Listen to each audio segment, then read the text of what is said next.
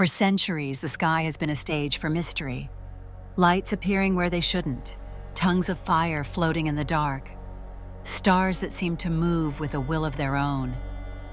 Myth, symbol, or testimony? In different parts of the world, long before telescopes or satellites, people were already speaking of luminous objects descending from above. And the most fascinating part? Many of these visions were written down, documented.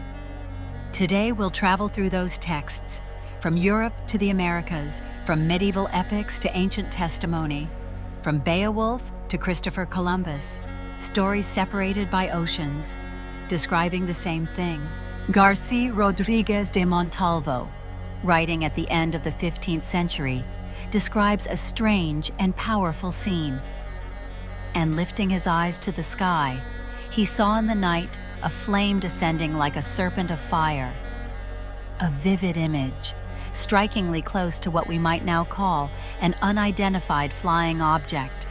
A flame falling from the heavens, witnessed with awe, in a chivalric novel. Centuries earlier, in the Anglo-Saxon epic Beowulf, we find an equally unsettling moment. Then from the darkness came the burning dragon, unleashing fire from above. Though it's presented as a mythical creature, the description closely resembles a flying, glowing object, a living star, a descending flame. Beowulf and Amadís, two heroes separated by centuries in language, looking up and seeing the same thing. Crossing the Atlantic, we find one of the most famous historical testimonies. Columbus wrote in his diary the night before they sighted land. The admiral, at 10 o'clock in the evening, standing on the stern, saw a light. He called Pedro Gutierrez and asked him to look. He did so and saw something like a small candle rising and falling, which to some seemed to be a sign not from the land. They saw lights before they saw land. Dancing lights, flickering in and out, not metaphor, a logbook entry. The ancient Mexican sages also recorded strange events in their codices. In a post-conquest compilation, it says, "A flame appeared in the sky, a tongue of fire that hovered for several nights." It wasn't the sun or lightning, but a persistent, independent apparition. In the New Chronicle and Good Government, written by the indigenous Peruvian author Guaman Poma, several strange phenomena are described. One passage states, "There were stars that descended from the sky and rested upon the mountains, lightning without clouds, fires that did not burn the earth, a blend of vision and testimony, oral tradition preserved in ink." Even sacred music holds these references. In the Latin hymn, Stella Splendens, we hear, "Stella splendens in monte, ut solis radium, miraculous serato, exaudi populum." Star shining on the mountain, like a ray of the sun, surrounded by miracles. Hear the people. The star appears suddenly, guiding the pilgrims, a blazing star, not just symbol, but epiphany. Oral tradition offers more traces.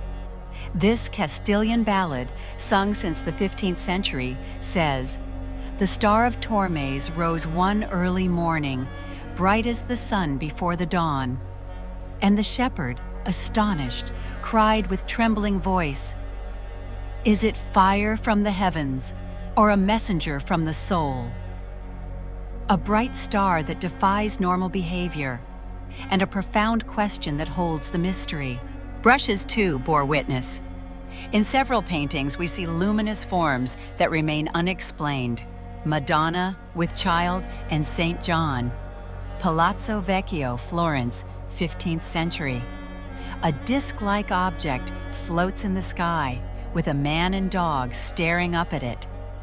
The Crucifixion, Visoki de Chani Monastery, Kosovo, 14th century.